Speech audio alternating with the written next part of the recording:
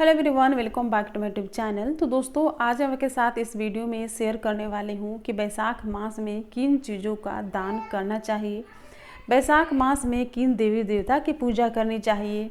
इसकी संपूर्ण जानकारी आज मैं आपके साथ इस वीडियो में शेयर करने वाली हूँ। तो अगर आपको ये वीडियो पसंद आती है तो वीडियो को लाइक कीजिएगा, चैनल पर नए हैं सब्सक्राइब कीजिएगा और बेल आइकन को प्रेस करना बिल्कुल न भूलिएगा, ताकि मेरे आने वाले हर वीडियो नोटिफिकेशन सबसे पहले आप तक पहुँचे। दोस्तों, इस वर्ष 2022 में बैसाख माह 17 अप्रैल से शुरू होकर के और 16 मई तक चलने वाला है। दोस्तों, मान्यताओं के अनुसार भगवान विष्णु का यह प्रिय महीना होता है। कहा जाता है कि बैसाख मास में भगवान विष्णु जी की पूजा आराधना करनी चाहिए। भगवान विष्णु जी की पूजा करने से हर समस्या से छुटकारा मिल जाती है। भगवान विष्णु जी हर मनोकामना को पूर्ण करते हैं। और दोस्तों, ये भी कहा जाता है कि इस मास में गंगा स्नान करना चाहिए और इसके अलावा दान का विशेष महत्व बताया गया है।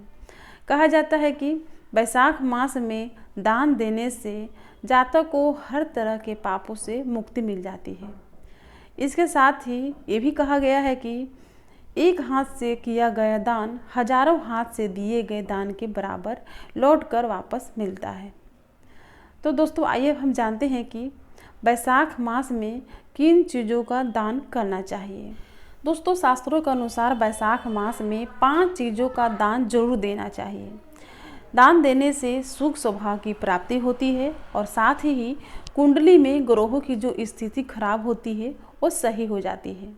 तो अब आइए हम जानते हैं कि वो कौन सी 5 चीज़ें हैं जिनका दान देना चाहिए।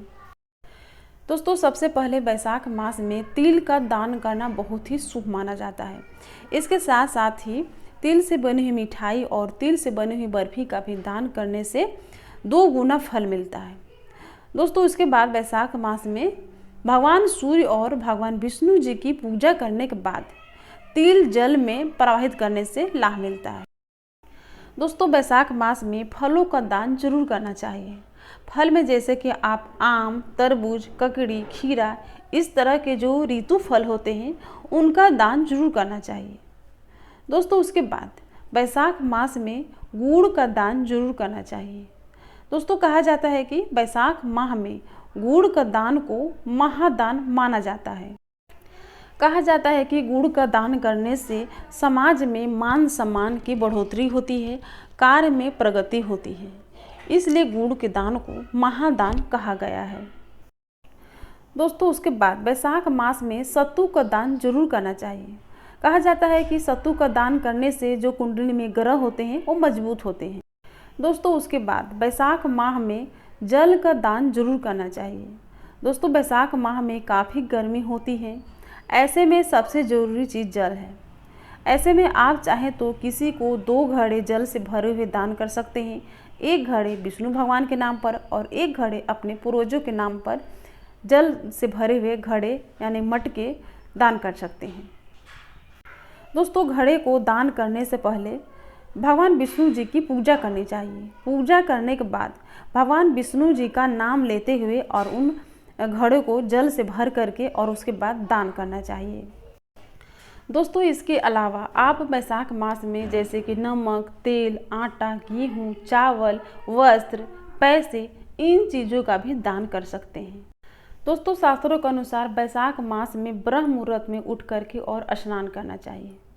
ब्रह्म मुहूर्त में उठकर स्नान करने के बाद भगवान विष्णु जी की विधिवत रूप से पूजा करनी चाहिए। पूजा करने के बाद भगवान विष्णु जी का मंत्रों का जाप करना चाहिए, जैसे कि आप ओम नमः भगवते वासुदेवाय नमः मंत्र का जाप कर सकते हैं। दोस्तों, शास्त्रों के अनुसार कहा जाता है कि बैसाख मास में गंगा स्नान करना चाहिए। और दोस्तों, ये भी कहा जाता है कि बैसाख मास में साधारण जल भी गंगा के समान पवित्र हो जाता है। तो दोस्तों, आप अपने घर के बाथरूम में भी ब्रह्म मुहूर्त में उठ करके स्नान कर सकते हैं, या आप गंगा स्नान करना चाहते हैं तो गंगा स्नान भी कर सकते हैं। तो इस तरह से बैसाख मास में स्नान करना चाहिए, ब्रह्म मुहूर्त में उठ करके भगवान विष्णु जी की पूजा करनी चाहिए और अपने सामर्थ्य के अनुसार दान देने चाहिए। दोस्तों, दान के साथ साथ थोड़ी सी दक्षिणा जरूर देनी चाहिए। दान देने के बाद अगर दक्षिणा नहीं दी जाए तो उसका हमें पुण्य नहीं मिलता। इसलिए शास्त्रों के अनुसार दान देने के बाद अपने सामर्थ्य के अनुसार दक्षिणा जरूर देनी चाहिए। और दोस्तों, दान हमेशा शुभ पात्र को देनी चाहिए, ना कि कुपात्र को। तो दान आप मंदिर में भी दे सकते हैं, गरीब ब्राह्मण को दे सकते हैं, या किसी ज़रूरतमंद को दे सकते हैं। तो दोस्तों वीडियो पसंद आई होगी तो लाइक कीजिएगा, चैनल पर नए हैं सब्सक्राइब कीजिएगा, बेल आइकन को प्रेस करना बिल्कुल न भूलिएगा, ताकि मेरे आने वाले हर वीडियो का नोटिफिकेशन सबसे पहले आप तक पहुँचे। फिर मिलूंगी नई वीडियो के साथ, तब तक के लिए हरे कृष्णा, राधे राधे।